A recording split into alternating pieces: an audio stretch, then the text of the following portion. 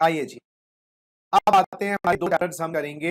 Incomes which are exempt. Yes, section 10 की कुछ ऐसी इनकम्स जो टैक्स फ्री है। कुछ इनकम्स हमने पढ़ ली हैं, उनकी चर्चा नहीं करेंगे। 10(1) हमने एग्रीकल्चर में कर लिया। 10(2) देखिए, अगर आप एचयूएफ है, अगर आपका एंटिटी एक एचयूएफ की एंटिटी बनाई हुई है, एचयूएफ का प्रॉफिट पे टैक्स कौन देता है बताइए? एचयूएफ की इनकम पे टैक्स कौन देता है? अरे बेटा, एचयूएफ टैक्स के बाद मेंबर में डिस्ट्रीब्यूट करेंगे, मेंबर के हाथ में वो पैसा टैक्स फ्री। छोटा सा एग्जांपल देखिए, आपके पापा, आपके पेरेंट्स एक एक मिठाई का डिब्बा लेके आते हैं। मिठाई का डिब्बे को वो भगवान जी को भोग के रूप में अर्पित करते हैं। फिर भोग लगा हुआ मिठाई आप परिवार में बांटते हैं। आप फिर भोग लगाने जाओगे उसकी? ऑब्वियसली नॉट, टैक्स लग चुका है। तो एचयूएफ की इनकम मेंबर्स को मिलती है, तो एचयूएफ के हाथ में एक्सेप्ट। ऐसे ही बेटा, पार्टनर प्रॉफिट, सॉरी, फर्म का प्रॉफिट पार्टनर्स को डिस्ट्रीब्यूट होता है, तो पार्टनर्स के हाथ में एक्सेप्ट, चाहे वो फर्म हो या एलएलपी हो। ठीक है। नेक्स्ट है ये बेटा, एनआरई एक्सटर्नल अकाउंट का ब्याज। एनआरई एक्सटर्नल अकाउंट का ब्याज टैक्स फ्री होता है। ये होता क्या है? विदेश में जो लोग हैं, हिंदुस्तान में पैसा भेजते हैं फॉरेन करेंसी के अंदर, और उस फॉरेन करेंसी के जो बैलेंस है उस पर ब्याज मिलता है, उस ब्याज को हम एग्जेम्प्ट करते हैं। इनडायरेक्टली हमारे देश में फॉरेन एक्सचेंज आना स्टार्ट हो जाती है। तो हम नॉन रेजिडेंट देश बंधुओं को जो बाहर रहते हैं हमारे देश के, उनको आरबीआई लालच देती है कि एनआरई एक्सटर्नल अकाउंट खोलो इंडिया में, और उसका जो ब्याज होगा वो एग्जेम्प्ट। तो इस बहाने करेंसी भी आ जाती है, उनको ये फायदा होता है कि उनका जो ब्याज है वो एग्जेम्प्ट हो जाता है। नेक्स्ट क्या लिखा है ये बेटा, NTRO, national technical research organisation क्या दे रही है बेटा? ये रॉयल्टी दे रही है, सही बात, या टेक्निकल सर्विस पेमेंट दे रही है। किसको दे रही है? ये किसी नॉन कॉर्पोरेट नॉन रेजिडेंट को दे रही है या फॉरेन कंपनी को दे रही है? सर ये एनटीआरओ क्या है?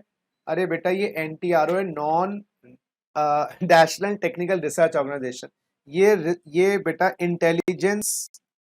इंटेलिजेंस गैदर करती है एसोसिएशन, और ये आगे रॉक को, रिसर्च एनालिस्ट, सीबीआई को, इन्फोर्समेंट डायरेक्टर को देती है। अब इंटेलिजेंस गैदर करने के लिए टूल्स की आवश्यकता पड़ती है, सॉफ्टवेयर की आवश्यकता पड़ती है, सॉफ्टवेयर के लिए इनको रॉयल्टीज देनी पड़ती है। तो विदेशी कंपनियों से ये हाईली सोफिस्टिकेटेड सॉफ्टवेयर लेते हैं, उनको रॉयल्टी देते हैं। वो जो प्राप्त करता है रॉयल्टी वाला, विदेशी कंपनी या नॉन रेजिडेंट बंदा, उसके हाथ में वो रॉयल्टी एग्जेम्प्ट है। या विदेशी एक्सपर्ट्स को हायर करते हैं हैक करने के लिए, टेररिस्ट हैं, हमारे देश के बहुत दुश्मन हैं, उनके कंप्यूटर सिस्टम्स को हैक करने के लिए ये फीस देती है एनटीआरओ। तो वो जो फीस प्राप्त करने वाला है उसके हाथ में वो फीस एग्जेम्प्ट है। तो ये जो एनटीआरओ है, इंटेलिजेंस गैदर करती है, रॉ सीबीआई ईडी को देती है। इनको सॉफ्टवेयर बड़े कॉम्प्लेक्स लेने पड़ते हैं विदेशी लोगों से, तो वो विदेशी के हाथ में वो जो रॉयल्टी मिली है एनटीआरओ से, विदेशी को जो फीस फॉर टेक्निकल सर्विस मिली है वो एग्जेम्प्ट। भोपाल गैस ट्रेजेडी 1984 के आसपास हुई थी। It is one of the deadliest industrial disaster in India's history और वर्ल्ड हिस्ट्री। तो उसके बदले में जो मुआवजा दिया गया था उनके पीड़ितों को, वो एग्जेम्प्ट है। 1010 बीसी के अंतर्गत ये डिजास्टर, कभी जैसे रेलवे का अनफॉर्चुनेट एक्सीडेंट हुआ था उड़ीसा में, कोई मैनमेड डिजास्टर हो या नेचुरल डिजास्टर, मैनमेड डिजास्टर हो या नेचुरल डिजास्टर हो, उसमें जो कंपनसेशन सरकारें बांटती हैं, लोकल अथॉरिटी बांटती है मृतक जनों को, घायल जनों को, वो एग्जेम्प्ट होता है। 1011A में सुकन्या समृद्धि स्कीम की जो पेमेंट्स होती हैं वो एग्जेम्प्ट होती हैं। हाँ, जो इन्वेस्टमेंट करते हो सुकन्या समृद्धि स्कीम में, उससे आपको टीसी मिलता है। तो विड्रॉल्स होते हैं उसमें से एग्जेम्प्ट होते हैं। 1016 में जो स्कॉलरशिप मिलती है, ये कोई भी एजुकेशन हो, स्कूल की, कॉलेज की, एम्प्लॉयर भी दे, अगर एग्जाम में आ जाए एम्प्लॉयर स्कॉलरशिप दे रहा है वो एग्जेम्प्ट, एम्प्लॉयर एजुकेशन अलाउंस दे रहा है तो 100 रुपए महीना पर बच्चा, 2 बच्चों की एग्जेम्पशन। तो स्कॉलरशिप स्कूल के लिए हो, कॉलेज के लिए हो, सीए के लिए हो, कोई भी देने वाला हो वो एग्जेम्प्ट। ये हमने आईयूएस में बताया था मोटा मोटा। डेली और कंस्टिट्यूएंसी अलाउंसेस अगर हमारे एमपीज को मिलते हैं और एमएलए को मिलते हैं, एग्जेम्प्ट होते हैं एमपी और एमएलए के हाथ में, एमपी और एमएलए के हाथ में एग्जेम्प्ट होते हैं। ये कौन से अलाउंसेस हैं? डेली अलाउंस जो होता है मुन्ना, ये होता है उनको पार्लियामेंट में और स्टेट असेंबली में जाने के लिए। कॉन्स्टिट्यूएंसी अलाउंस होता है अपने क्षेत्र में जाने के लिए, उनके लिए एमपी एमएलए के लिए डेली और कॉन्स्टिट्यूएंसी अलाउंस एग्जेम्प्ट। हाँ, अगर वो 115 बीएससी में कवर्ड होते हैं तो 1070 नहीं मिलता। ये स्टार्टिंग में हमने बताया था, फर्स्ट चैप्टर जब बेसिक्स का किया था। 1070 में गवर्नमेंट कैश और काइंड में अवार्ड्स और रिवॉर्ड्स देती है। जैसे आपके जैसे क्या होता है, भारत रत्न गवर्नमेंट देती है, उसमें कैश अवार्ड भी होता है। उसके अंदर बहुत टाइप के ऐसे अवार्ड्स पब्लिक इंटरेस्ट में, देश हित में गवर्नमेंट बांटती है। तो वो जो अवार्ड्स और रिवॉर्ड्स का जो कैश और काइंड मिलता है वो एग्जेम्प्ट होता है। ये दोनों, ये बात हमने करी थी 1018 की आईयूएस में, जो वीरता दिखाया था, पेंशन मिलती है। ये बात हमने ऑलरेडी आईयूएस में करी थी, पेंशन को एग्जेम्प्ट किया था। याद करो, वीरता पुरस्कार, परमवीर चक्र, महावीर चक्र। 1026 में क्या है बेटा, ये हमारे शेड्यूल्ड ट्राइब के कुछ भाई बंधु हैं। शेड्यूल्ड ट्राइब क्या होता है कि ऐसे ट्राइबल एरियाज, हाँ ट्राइबल एरियाज, यानी कि ये जो लोग हैं ये ट्राइबल पीपल हैं, तो ट्राइबल पीपल की इनकम को एग्जेम्प्ट कर रहे हैं। अब ये ट्राइबल पीपल की इनकम एग्जेम्प्ट हो रही है, पढ़िए जरा। एनी सोर्स, अरे बाबा, कहीं से भी आए, स्पेसिफाइड एरिया से आए जहां पर वो ट्राइबल लोग रहते हैं, या स्टेट से आए, पूरी स्टेट, या तो हम बोलेंगे एक पर्टिकुलर एरिया से आए या पूरे स्टेट से आए, कोई भी इनकम हो, हाँ वहां नौकरी करें, वहां व्यापार करें, कोई भी, in which member of scheduled tribe is residing, और income by way of dividend income भी एग्जेम्प्ट कर सकते हैं उनकी, वो कहीं से भी आए, वो स्पेसिफाइड एरिया की बात नहीं करी, वो रिलायंस के शेयर्स के आए, या सिक्योरिटीज का इंटरेस्ट, बॉन्ड्स का, डिबेंचर का, वो एग्जेम्प्ट कर दी। तो शेड्यूल्ड ट्राइब का मतलब क्या होता है, लिस्टेड, शेड्यूल का मतलब है लिस्टेड। तो जो पिछड़ी रह गई हैं शेड्यूल्ड ट्राइब्स, उन हर ट्राइबल एरिया की बात नहीं कर रहे, शेड्यूल्ड ट्राइब की बात कर रहे हैं। शेड्यूल क्या होता है, अनेक्शर्स क्या होता है, जब एक्ट खत्म हो जाती है पीछे शेड्यूल्स होते हैं।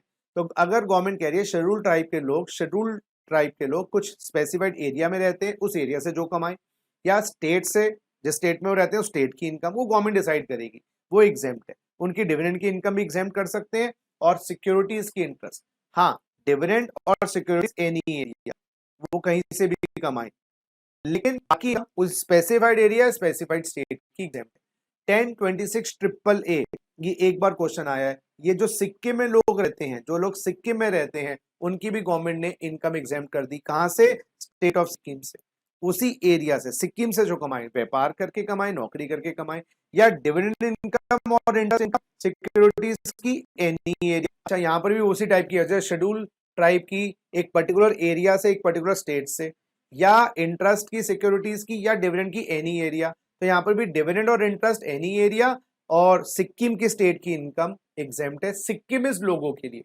जो सिक्किमिज लोग हैं, वो सिक्किम के जो रजिस्टर होता है, गवर्नमेंट बनाती है कि ये सिक्किमिज है या नहीं, उसके हिसाब से।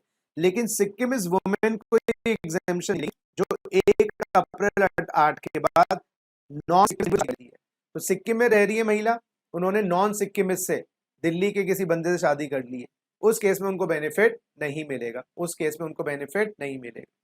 एक सेकेंड दोस्तों, हेलो, आइए बच्चों जरा समझें।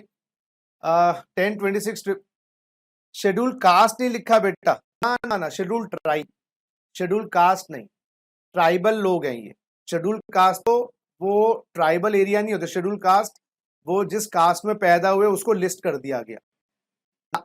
नेक्स्ट है बेटा 1030, इसमें क्या है, सब्सिडी मिल रही है, growing and manufacturing T board से। एक बार क्या होता है, बारिश ज्यादा हो जाए तो फसल नष्ट हो जाती है, चाय की जो बगान है, तो इसलिए टी बोर्ड उनको सब्सिडी देती है, सो दैट कम से कम अपना काम चलाएं। वो सब्सिडी टी बोर्ड से जो मिल रही है एग्जाम। 1031 में सब्सिडी मिल रही है बेटा, यस, किसको मिल रही है, जो रबर के उगाने वाले और बनाने वाले हैं, याद रखना ग्रोइंग एंड मैन्युफैक्चरिंग लिखा है। कॉफी के उगाने और बनाने वाले हैं, कार्डेमम, इलायची या स्पाइसेस और मसाले, इससे मिल रही है। तो दोनों में याद रखना है, उगाना और बनाना। Tea, coffee, rubber, cardamom, specified commodity, पहले केस में टी बोर्ड से मिल रही है, इसमें spices board, coffee board, rubber board से मिल रही है। और 1043 में रिवर्स मॉर्गेज, ये मैंने ऑलरेडी एप्लीकेशन में चर्चा करी थी कि जो वो बुजुर्ग दंपत्ति को पैसा मिल रहा है बैंक से लोन का हर महीने, वो भी एग्जेम्प्ट है। और प्रॉपर्टी ट्रांसफर होगी उसमें बैंक के नाम पे, या बैंक ऑक्शन करते हैं, तो वो सेक्शन 47 में कैपिटल गेन भी एग्जेम्प्ट है। चलिए